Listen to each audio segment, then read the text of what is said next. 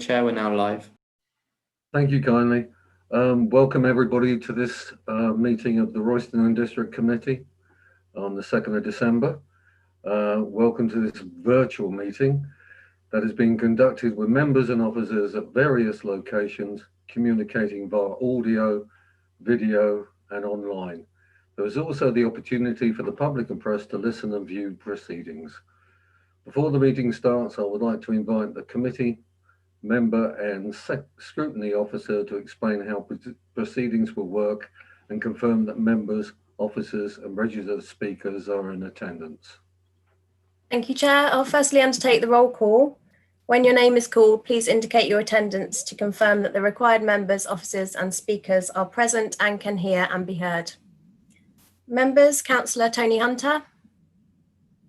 Present. Councillor Bill Davidson. Present. Councillor Ruth Brown. Present. Councillor Jean Green. Sorry, I couldn't hear you, Jean. Present. Thank you. Councillor Gerald Morris. Yep. Councillor Carol Stanya.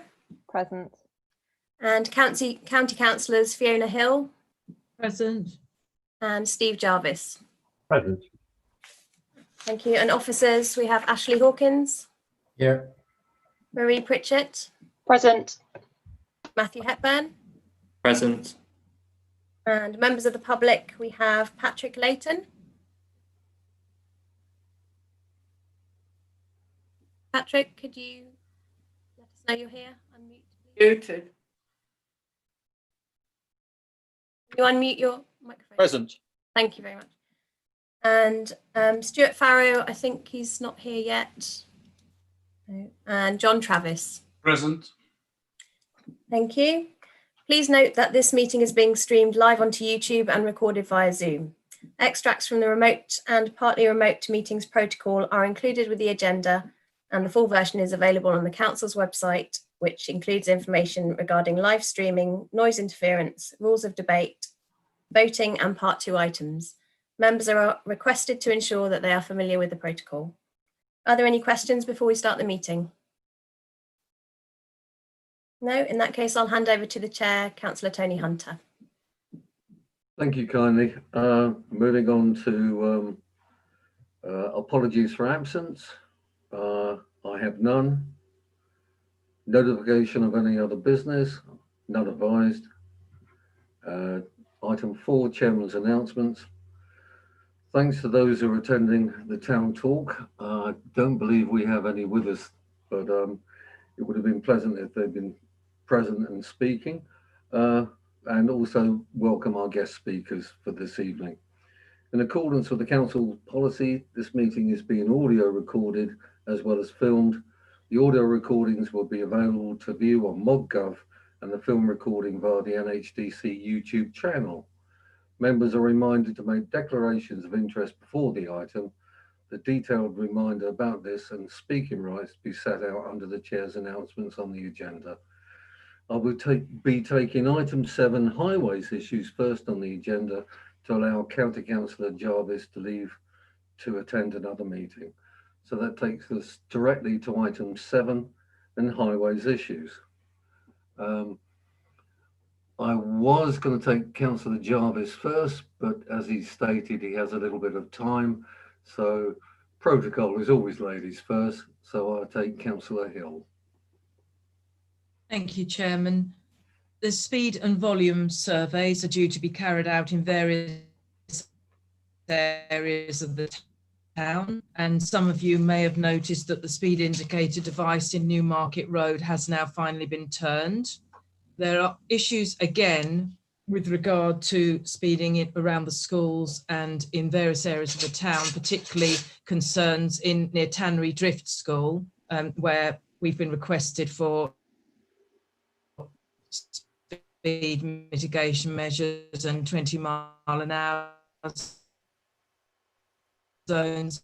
I know this has been investigated when it was part of my division previously, obviously division, but I think we should, if we can, have another look, see if most of the schools in the other division do have flashing 20-mile-an-hour signs and also speed indicators device nearby. So this is probably an exception, but there will be average mean speed, so they don't have such measures in place. There'll be dropped curbs and pram crossings put in Orchard Road and in York Way, that being out of the divisional highway locality budget.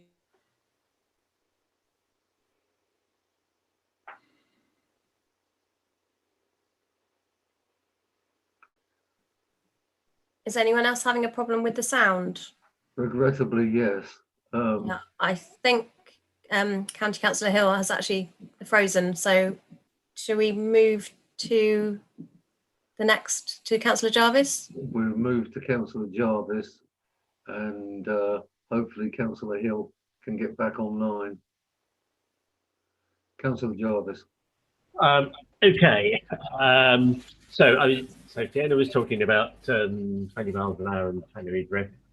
I'd hoped that the County Council's new speed management strategy would make it easier to introduce 20 mile an hour limits in places like Henry Drift.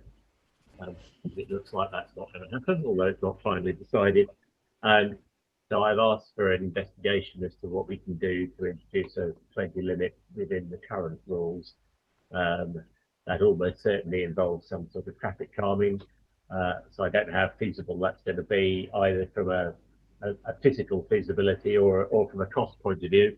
But I've asked for that to be looked into to see what we can do there. It would clearly be much better to have an enforceable proper limit than it would an advisory limit.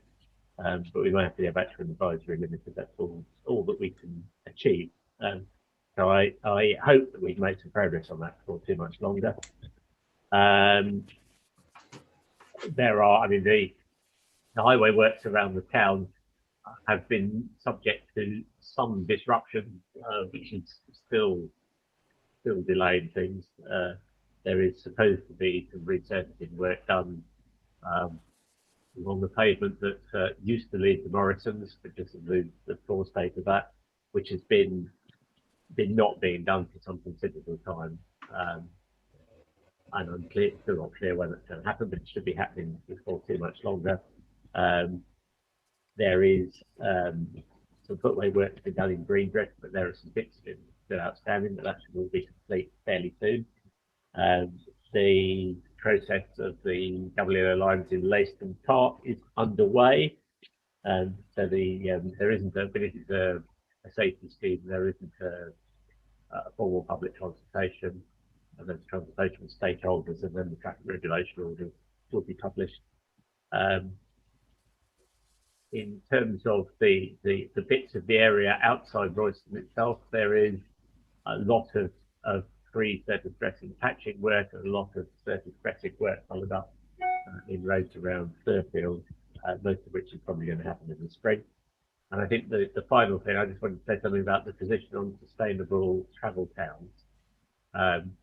Where Royston made an application, it's coming to the county cabinet panel tomorrow. For some reason, I'm not quite clear. The input to the Royston application wasn't assessed properly, and it was scored as meeting one fewer of the required criteria than Letchworth and Stevenage, which were two towns that were successful for the first round. I'm now told by the officers that they admit that there was some error in the process and that Royston has got the same score as Letchworth and Stevenage. What I've not established is whether or not that means we can get it included. And we'll probably discover that at the cabinet panel meeting tomorrow. So it means clearly Royston is at least third on the list. It's no worse than third. Whether or not we can get a third town included, I don't know, but we've managed to get it moved up to a position where it's, even if it's not included, it's clearly the first reserve. I think that's probably all I wanted to cover. Members, have you got any questions? If not, I have one from the chair. You mentioned Leyston Park. Does it have a time frame on the consultation and etc.? It's because it's a safety scheme. They'll publish the traffic regulation orders, and then there's the statutory period. I think it's 28 days, which people can submit formal objections, and that is, I think, about to be published, but I don't actually have a date for that. The target will be to ensure that it's all done by March, because it's being funded out of this year's budget. How long it takes post the publication of the orders depends whether or not there are any objections. The conversations that I've had with residents suggest that some may object on the grounds that they want more yellow lines, but that's not a reason not to put in the ones that are planned. I think the rest of any restrictions on that area are something that needs to be dealt with as part of the district parking strategy review.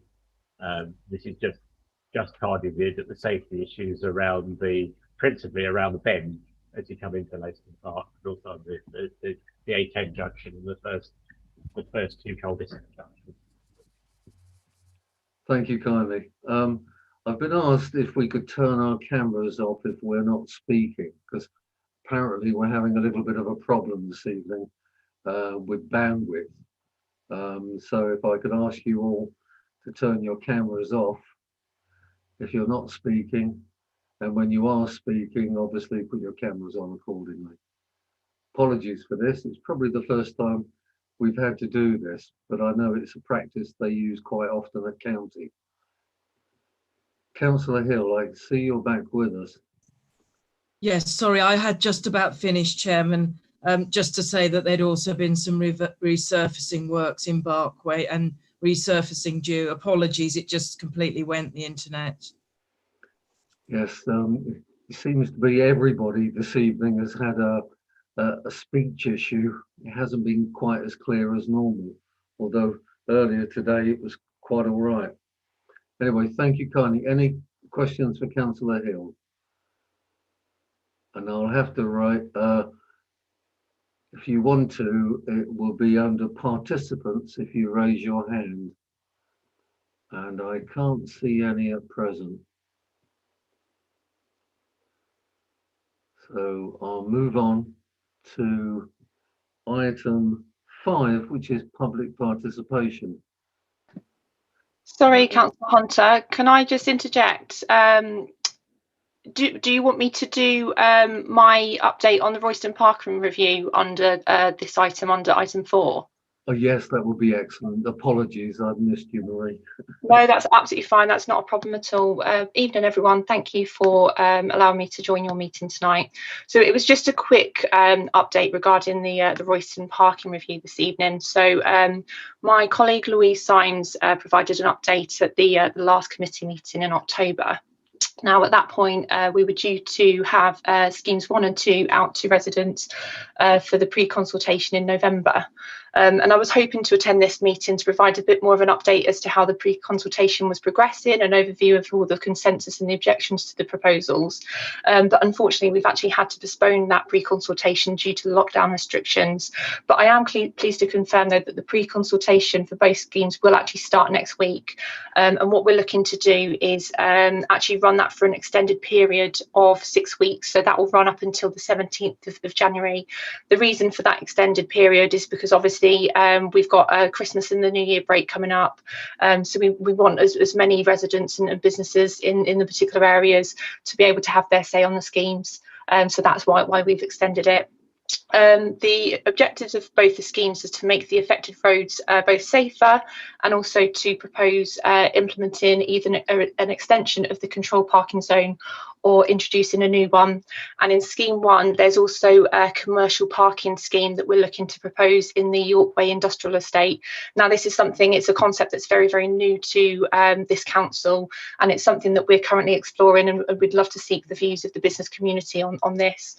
So just a quick update on the pre-consultations for scheme 3 and scheme 4. Now, scheme 3 is related to the Prince's Mews and the Briery Lane area, and scheme 4 is parking restrictions in Eastfield Road off Newmarket Road.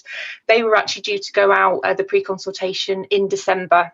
Now, because we've had the unforeseen delay in getting schemes 1 and 2 out, we've had to delay that one until January. But I will be very happy to attend the next meeting to provide a full update of what's happened in the pre-consultation in scheme 1 and 2, and hopefully I'll have a bit more to report on schemes 3 and 4.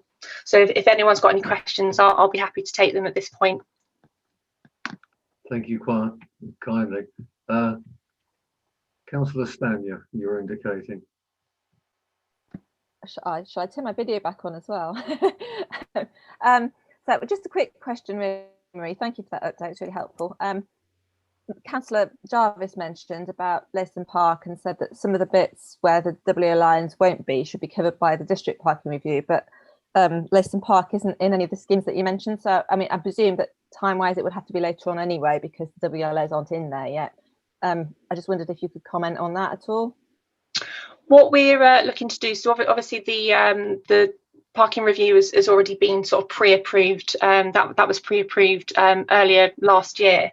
What we're trying to do is working with the consultants. There might be some particular bits that they're looking at that might not be relevant anymore for whatever reason. So what we do have is a bit of a sort of a backup list, if you like. So what we're looking to do is, if we are able to, for whatever reason, not implement a particular issue already on the schemes, we'll look to try and backfill where possible. Thank you. Thank you kindly. Any other questions? I can't see any raised hands. Thank you kindly for the update. And we'll look You're forward welcome. Did you want me to stay for the rest of the meeting? only if you wish to, unless you have anything else to do this evening. Unless you'd like to attend the rest of our meeting, you're more than welcome. Thank you. I'll log off now, but if anyone needs me, then I'm available, so I can log back on. Okay. Okay, thank you very much indeed. Much appreciated. Thanks, everyone. Thank you. And we'll move on to item 5, which is public participation. And I have firstly Patrick Layton of the 1st Royston Scouts. Are we there? Yes, indeed. Excellent. Yes, 1st Royston Scouts, one of 2 scout groups in Royston. We've been going since 1910, which isn't too bad considering scouting was first brought around in 1907. We are applying for some funding to purchase 8 replacement lightweight tents, not quite hiking tents, more 3-man tents, that will be used by approximately 85 to 90 kids, from anything from a 1-night sleepover, which all the beavers have to do to get their highest badge, down to scouts that will be using them 6, 7, maybe 8 times a year, including county camping competitions where they have 500 or 600 teams from Hertfordshire, where we'll be taking part, and winter camps where they all camp in the middle of January, whether it's snow, ice, or just mud. We've currently got it's fronted by 9 volunteer committee members that assist 94 leaders and assistant leaders and parent helpers to run 1 beaver colony, 2 cub packs and 2 scout troops over the period of the 5 days of the week. This is the first time since 2005 that the group has approached the committee for funding. Like many organisations, we've still been meeting on Zoom since March, throughout the lockdown, the summer term and also the autumn term leading up to Christmas. We haven't actually charged our members any subs, so we're potentially losing anywhere between £4,500 and £5,000 per term, which currently it is manageable. There's a lot of our members aren't joining us on Zoom, so if you've got a scout troop of 23, we're probably getting maybe 14 or 15. So we thought, for at least for the first 2 terms, it was fair that we wouldn't charge the people not attending. But we still have to pay our annual capitation to county to obviously keep the Scout organisation going. Whilst we can't currently meet the lockdown restrictions, once lockdown is lifted, the group will be using the tents, and whether it just be for tent pitching or, like I've said, for the foreseeable future of camping. Thank you kindly. That's about my pitch, really. We will be looking with a total project cost of the 8 tents, so approximately £200 each, and we would look to put 50% towards the funding. So we're actually applying for about £800 from the committee. Thank you, Mr. Layton. Members, do you have any questions? Councillor Ruth Brown. Hi, nice to meet you, Patrick. And think the Scout movement's fantastic and really good for youngsters to get involved in. I'm just wondering, you said they wouldn't be used during the pandemic, but the report I've said says they will be. But also, I just wanted to know how often they will be used, how widely they will be used. Will you lend them out to people to put in their back gardens, for example, during the pandemic? You know, just the extent. I mean, you obviously got 85 to 90 kids that potentially use them. You've got 8 tents. That's not that many, is it? I don't know how many they sleep. But I just wondered how often they'd be used and how many they sleep. And are these replacing old ones? Are they better, more modern, better quality? Can you just tell me a bit more about it? Yeah, no, they are replacing old ones. They're probably no better quality than the ones they're replacing, other than the fact that the ones they're replacing are old and aged, so they need replacing. We're looking at 3-man tents. You'll get 4 small beavers or 4 small cubs in it. I've forgotten all your other questions now. Sorry, it was a bit of a rant. I just wondered if you're going to lend them out to people to put up at home. How often are they going to be used? Okay, so at the moment, the Scout Association in Hertfordshire is in amber, which means we can meet in bubbles of 15 children and up to 5 leaders. So our Scout troop on a Tuesday night has currently got 24 members and about 5 leaders. So we meet in 2 bubbles. One bubble can be inside at the hut. One bubble would have to be outside. So we would during the pandemic, we can be doing tent pitching outside with one of the bubbles, and then potentially swap over halfway through the evening or the next week. They wouldn't generally be lent out to children. I mean, I suppose we would look at that on if somebody wanted a tent, they can't afford a tent. There's a bit of a hardship fund there. Yeah, without a doubt, they'd be lent it, but it wouldn't be a free for all. Come and pick a tent up, because they would just get wrecked, and we're struggling to replace them as it is. Yeah, so you've answered my question. So you are going to be using them quite regularly through the pandemic, with pitching them outside at your regular meetings. Yeah, absolutely. And then obviously, like I mentioned, I mean, the Scouts are literally doing, I would say, 1 camp every 6 weeks during the year. So pandemic out the way, they would definitely be used.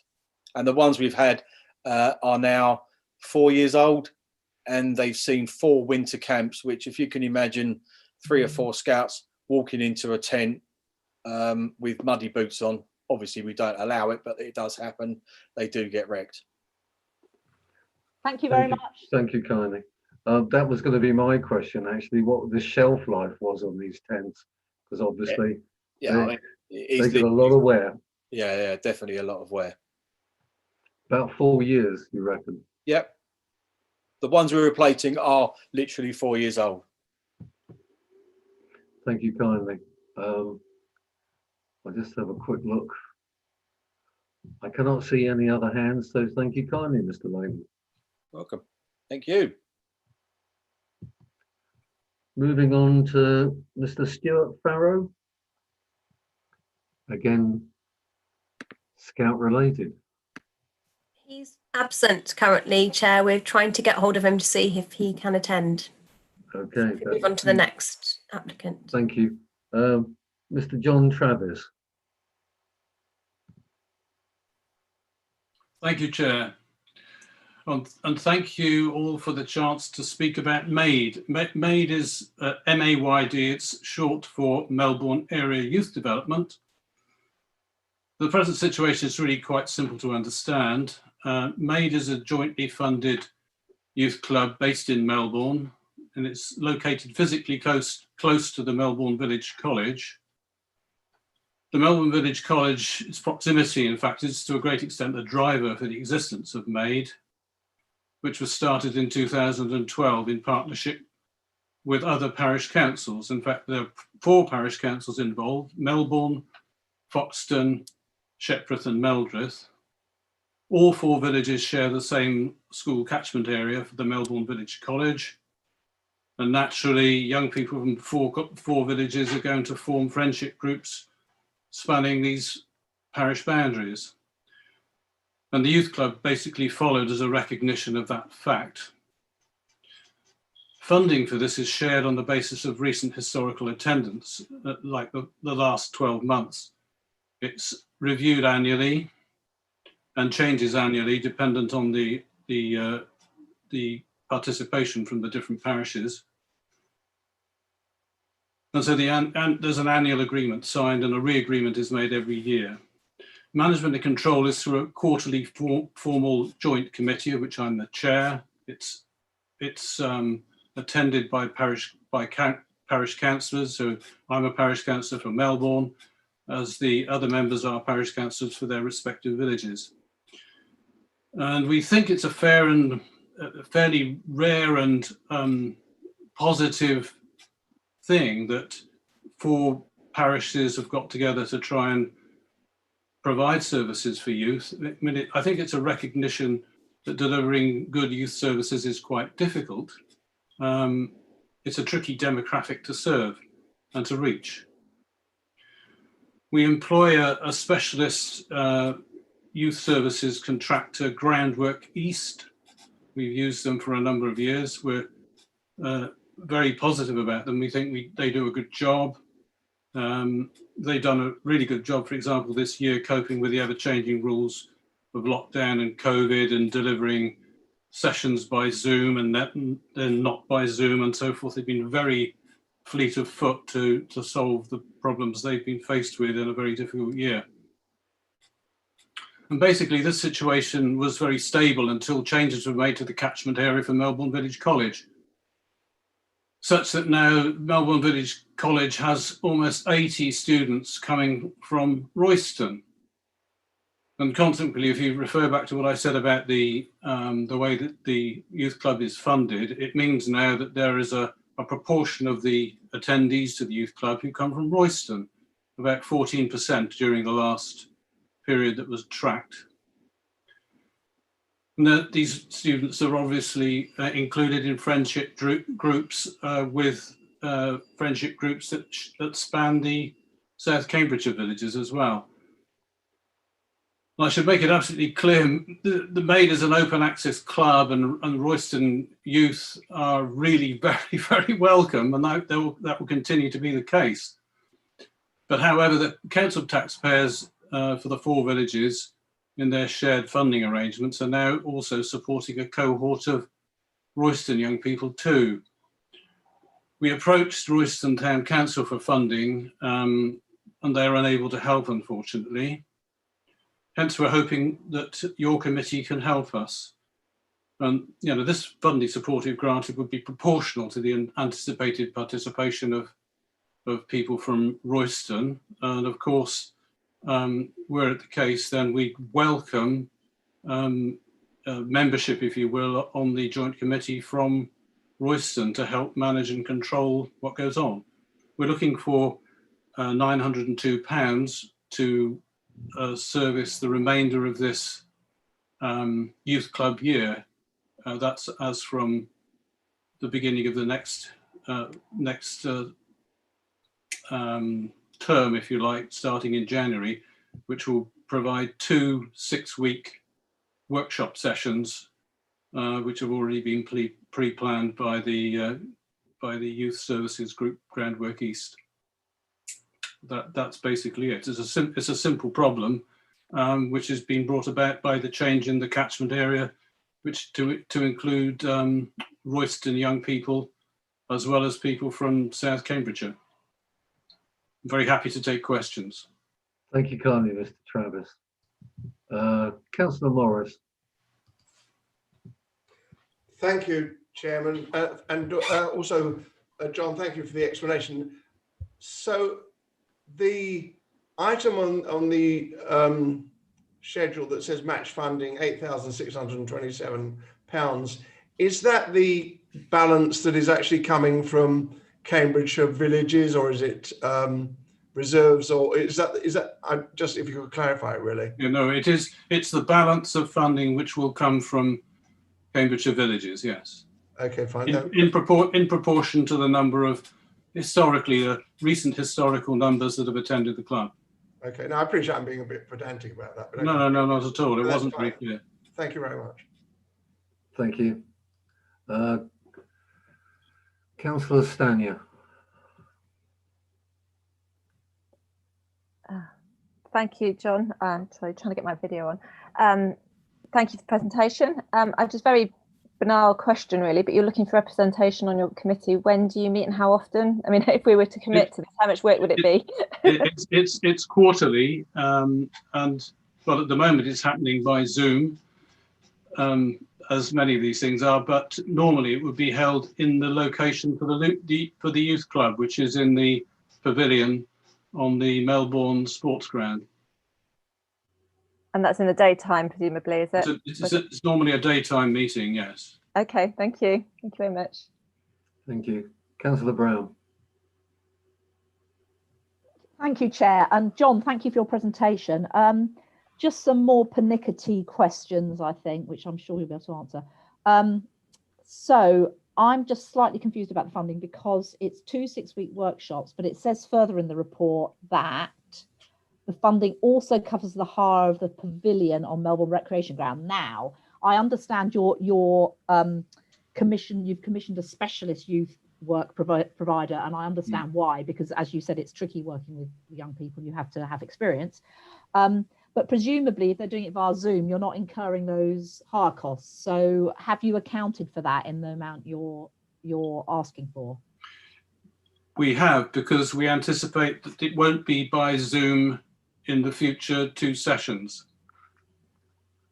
Okay, so you're thinking these 2 6-week sessions will actually be run face to face in person? Yes, we're planning to do that, and we very much hope that's the case. Yeah, which I totally agree with you. It's much better for the young people. And then the other question I just had is around, so there's a proportion, quite a high proportion, 14% that come from Royston. And, you know, I think there is precedent on this committee that we've supported things that are outside the area where they serve our residents. But what I wanted to be clear about, so you say these children are coming from Melbourne Village College, you say it's open access. I suppose what I want to be clear about is it just somewhere for them to go after school, or is it really a targeted sort of important youth? But you know, I don't know whether you know what I'm trying to say, because is it just like an after school club which parents might be asked to pay for, or is it something different from that? Well, we very much encourage. Well, we hardly need to encourage them really, but we encourage Groundwork East to deliver a meaningful and solid sort of program. I mean, clearly they have sort of themes like art and dance and music and sort of participative things of that kind, but they mix it with what I would call sort of almost teaching sessions, where they for example, anxiety problems that young people have, or indeed sexual health problems, this sort of thing. It's some of the sessions that they've held in the past have been really quite ambitious and challenging, and I think really worthwhile. So it's not just a sort of light, fluffy flossy sort of program. It's quite often mixed with something a lot more meaty than that. Okay. We like what they do. I think what, so, and are these sessions held in the evening or immediately after school? Through the chair, Councillor Brown. Oh, sorry. Yeah, I got the gist. You want to know when the sessions are? Yeah. Mr. Travis. The sessions, Chair, are in the evening. It's normally split into 2 sessions, sequentially designed to use the first session for younger children and the later session for older children. Sort of 7 to 8 and 8 to 9, that sort of time. Thank you kindly. Sorry. Any other members, any questions? I can't see any raised hands. Tony, can I just share? Yes, certainly. Can I just ask Councillor Brown, something else on this one? So, so they're in the evening. So they come back. They go to school and then they go home and then they come back. Mm-hmm.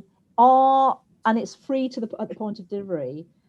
Are these children from families that could afford to pay or not afford to pay, or is it a total mixture? Complete mixture.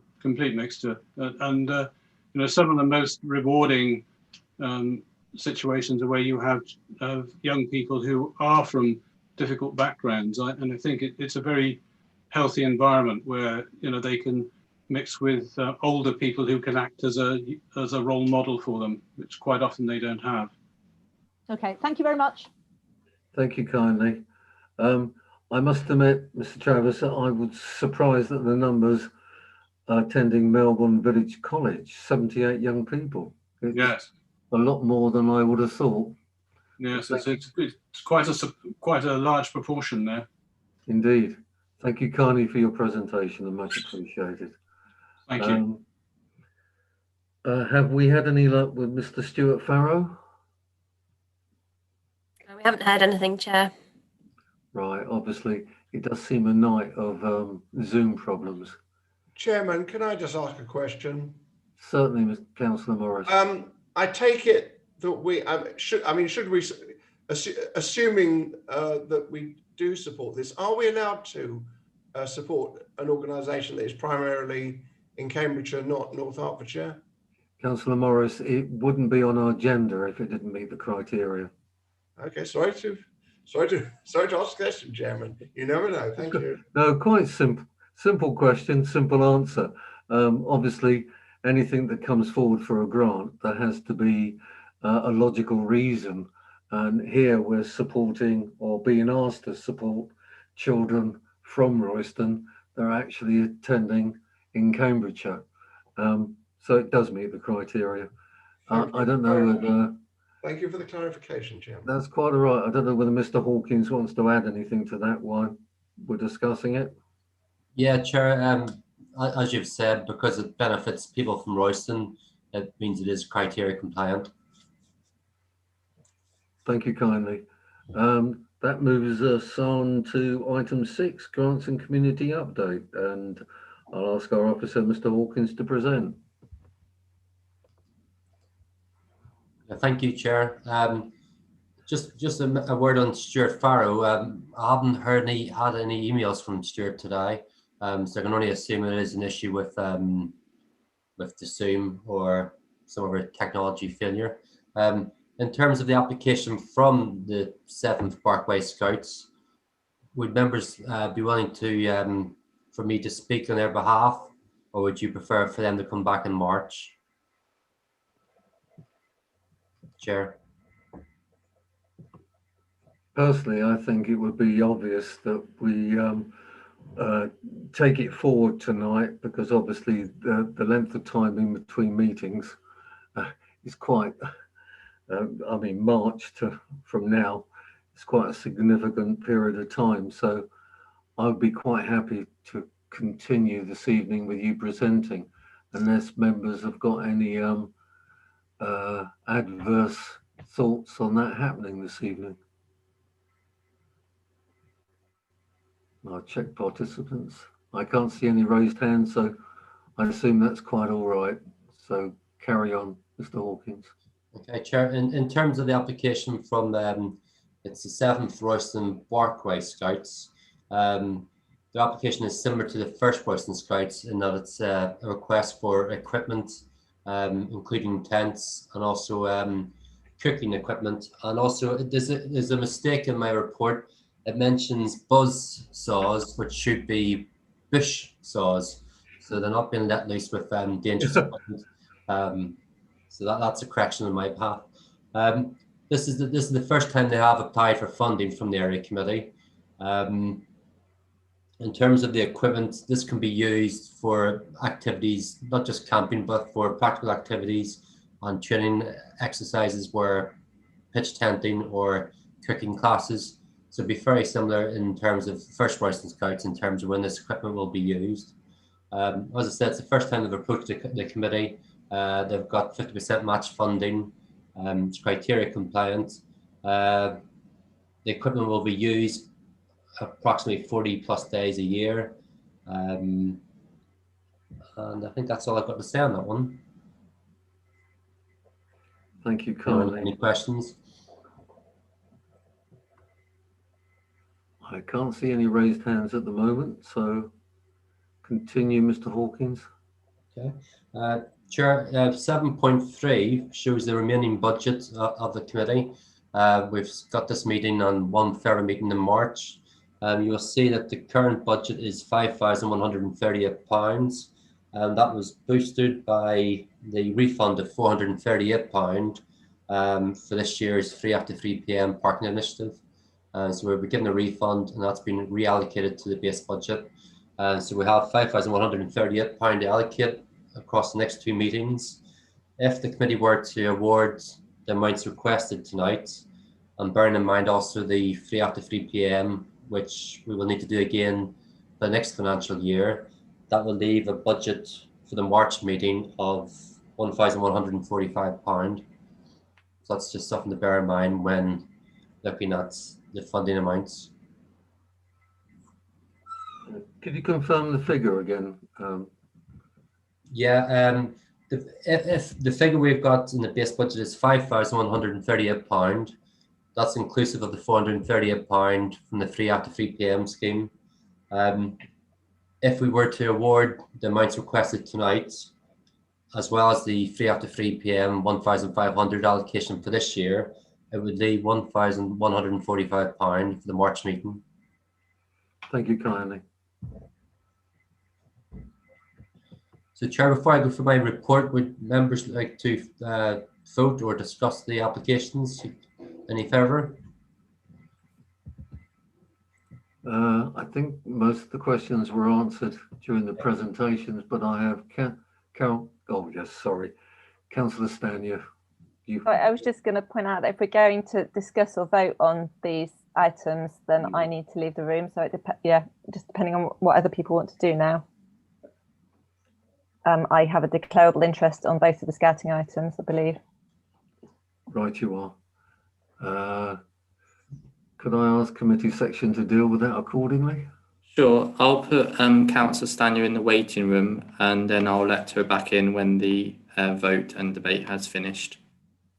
Thank you. Thank you kindly. Could you confirm when that's happened? Okay, Councillor Stanier is now in the waiting room. Thank you kindly. Right. Are there any other parts of your report that you'd like to expand on, Mr. Hawkins? There's a few parts. We've mentioned the free after 3 p.m. Refund. There's also a change for both Royston First and the Hertfordshire County Councillors in response to the that scheme as well. Bus shelters update, I can do 8.24. I've been in discussions this week with Clear Channel with regards to the bus shelter on Icknield Walk. The parts have been ordered for 14th of December, so we're hopeful that may be processed before the end of this year. There is some questions over the exact location of the bus shelter, which I will share with members tomorrow. I've been sent an email today with some images that they want confirmation on, so I will share that with members tomorrow via email. if that is okay. Right, I do owe Councillor Stanier an apology because I've expanded your report without her being present. Yeah. So I will apologise when she comes back. But I think at this stage we'll move to the actual grants themselves. And if we go through them accordingly as in the recommendations, Royston Scouts, £796 is being recommended. I'll quite happily recommend that. Do I have a seconder? Councillor Ruth Brown. Yes, happy to second. Thank you kindly. Members, would you vote accordingly in the appropriate manner?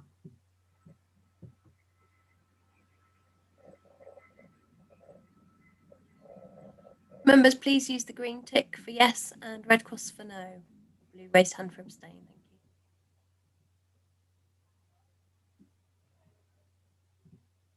That's carried, Chair. Thank you kindly.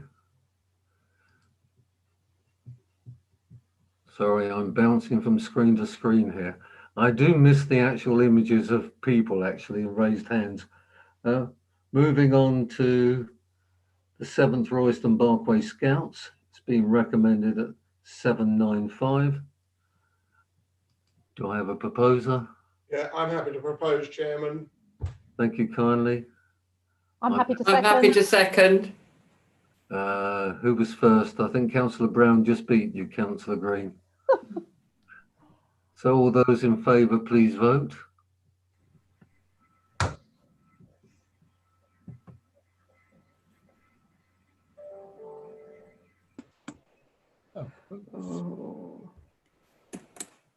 Oh, yes, that's carried, Chair.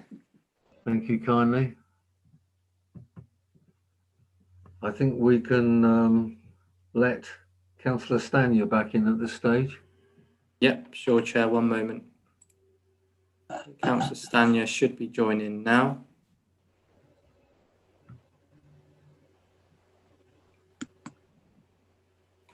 Councillor Stanier, if you could confirm that you're in the meeting. I am here again. Thank you.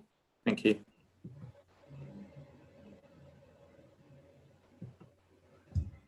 Welcome back, Councillor Stanier. My apologies. I did allow Mr. Hawkins to give a brief update on anything else within his report. Basically, it's as read within his report, and he was just stating there were a couple of issues that he'll be coming back to us on, especially the bus shelters. So apologies for that, my error. If I move on to the Melbourne Area Youth Development, and it's been recommended at £902.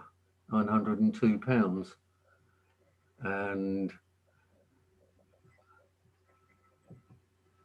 I'll look to somebody actually recommending that we actually put that money forward to the cost of the youth. Councillor Ruth Brown has recommended.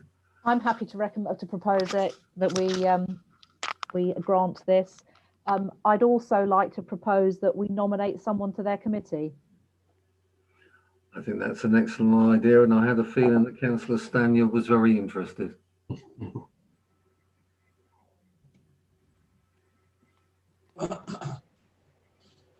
Councillor Stanier? Was that a question for me? Yes, I'd be happy to do it. If nobody else wants to do it, that's fine. Yeah. By all means. Has anybody within the committee an adverse opinion on that? Because I'm quite happy to allow Councillor Stanier to attend that meeting and obviously report back to the area committee accordingly. Of course. Thank you. I'll ask Mr. Hawkins if you could contact Mr. Travis and arrange that accordingly. Yes, Chair. Councillor Brown, you have your hand up. No, I'm having a problem taking it down. Oh, there we go. I keep clicking on it. Sorry. Thank you kindly. We have a proposer and a seconder. Can I ask the committee to go to vote on the recommendation of £902?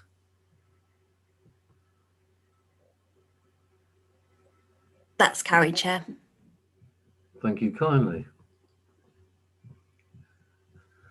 At this stage, I'll move to the full recommendations as listed under 2.1, and I'll take them en bloc. 2.1, 2.2, 2.3, 2.4, 2.5, and 2.6 that the committee be recommended to endorse the actions by our community engagement officer. And congratulations for becoming a CEO, Mr. Hawkins.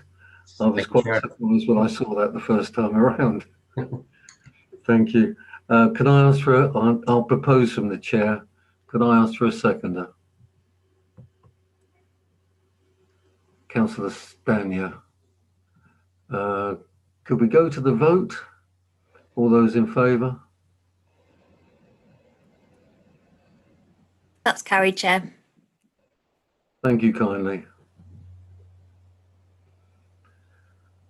I think that moves us on to item 8, board and outside organisation members report. Has anybody got anything to report? Councillor Stanier. Yes, it's just one small, it's not really a ward matter as such, but I just wanted to let members know that about the Doorstep Carols event, which is taking place on the 16th of December, which I'm not organising it. It's already being sort of done by various local radio stations are playing carols, and the idea is that you can sing along with it, and they're encouraging people to sing on their doorstep. So it will be socially distanced and safe, but it would be a nice way to have carols, because it would be very difficult otherwise, with it being quite a dangerous occupation in terms of spreading COVID otherwise. So encouraging the entire community to do it. I think some of the schools are going to encourage their pupils to do it as well, so hopefully it'll be quite a nice event. Thank you kindly, Councillor Stanier, but I'd probably annoy everybody if I stood on my doorstep singing. Oh dear. Anyway, Councillor Brown, you indicated. Thank you, Chair. I just wanted to give a brief update on Royston First and on citizens' advice. So I'm sure you've all seen around the town and on social media the excellent work that Royston First have been doing in terms of the come together and encouraging people to shop local and support local businesses and all of that, and the hand sanitizers. I wanted to let you know that East Herts and North Herts together are taking part in something called Shop Safe, Shop Local project. And there's going to be a photo shoot around Royston to encourage greater footfall. And there's some EU funding to provide an additional 5 hand sanitizers on top of the ones we've already got. They've obviously been involved in the whole installation of the planters in terms of consulting with businesses who've been very supportive, actually. And they've also been Royston First bit have worked in conjunction with the town council to get our Christmas lights up, which have had some really positive feedback on generally in the town, and I'm sure you'll agree they look really great and a big improvement on last year. And they've done the window paintings. I think there are around 25 windows that have been painted that you may also have noticed. And then coming up is a reindeer trail for children to collect reindeers, to encourage them to look in shop windows. So there's really lots of really good stuff happening through the Royston bid. And the other thing that I just wanted to say, which I think is really good news, is that they've had far more of the bid levy in than they expected at this stage, because with businesses having been hit by the pandemic, they thought they might have a problem. But the vast majority of it has come in, and it's actually surpassed their expectations. So I think I just wanted to commend the work of Royston First bid to the committee, and just make you aware of those things, a few things that maybe you weren't aware of. And so I don't know if anybody's got any questions on that. Mr. Hawkins, you're indicating. Yeah, thank you, Chair. Briefly, just something that we're doing in Bulldog, and we're launching it this week, is we're doing a businesses and shops best dressed Christmas window, just to create like a nice Christmas atmosphere in the town centres. Is that something that Royston First is considering doing or are doing? Best dressed with no, I don't think so. They've done this thing where they've had window painting, And they're doing the reindeer things where the 15 wooden reindeer will be in different shop windows. So so they've taken a different approach. So it's a similar idea to get people to come to the high street and look in the shops and to encourage footfall. But it's not the same as what you've just described in Baldock.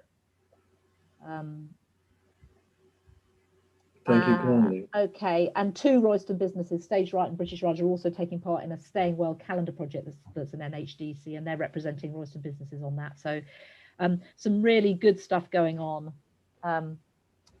So if there aren't any questions on that, I just wanted to briefly update you on Citizens Advice North Herts as well. No, I can't see any questions, Councillor Brown. Okay, so obviously Citizens Advice, like lots of other organisations, have had to completely change the way they deliver their service, but they have continued without any break in service. They've had to move everything to the phone, email and web chat, before they were 40% of their work was face to face, so it's a big change. But they have they've seen an increase in people that needing support, which I think is no surprise. They're looking at introducing a video service soon. They have they are offering now a limited face-to-face service in Letchworth for people that can't access very easily other ways, but they haven't decided what they're doing about their Royston office as yet. And what they they're using this opportunity with the COVID of having to have to rethink how you deliver your service to actually do a complete service redesign and think about what is the best model going forward. And so one of the things they're looking at is providing a more accessible and visible service. So they're looking at possibly free phones in supermarkets, community centres, GP surgeries, that kind of thing. And they're also looking at possibly a bus/van to go to rural areas. So they have used this very positively to think about what's the best way to deliver their service. And they are offering exceptional value for money where, £1 invested will return nearly £5 in financial savings alone and much more in wider economic and social benefits. They're also preparing for an expected continued increase in demand in the next 6 months with the end of the furlough scheme, unemployment rising, etc. And I think they're a very much needed service and one that we should commend to the community. So that's it really, that's my update. Thank you kindly. From the chair, I'd actually say that I attended a meeting of the Royston District Community Transport, and they in turn also continue to do the best they can with a COVID friendly service as best they can. And it's amazing the work that they do and the fact that they're still managing to maintain a service of some sort. I think from the chair also, I mentioned one other thing and something I've been promoting, which is business related. I mentioned to councillors that the government actually set up another small fund of grants for businesses, which NHDC have received and now have an application form on their website. And any businesses that can put forward, it's a smaller amount of money this time around, but the cut-off date for applications is the 9th of December. So any businesses that haven't been informed, if you mention it to, it's another small pot of money that could be very helpful to local businesses.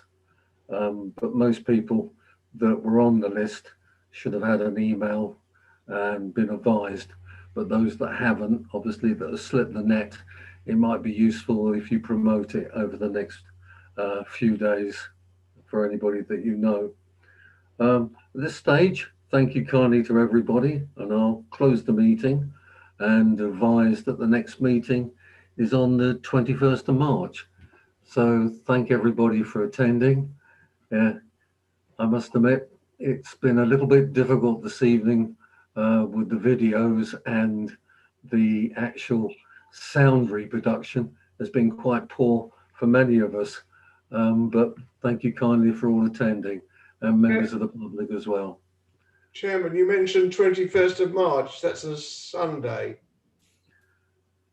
That's interesting because it's on my notes. I know it's a March meeting, but Suits my me. notes tell me it's the 21st.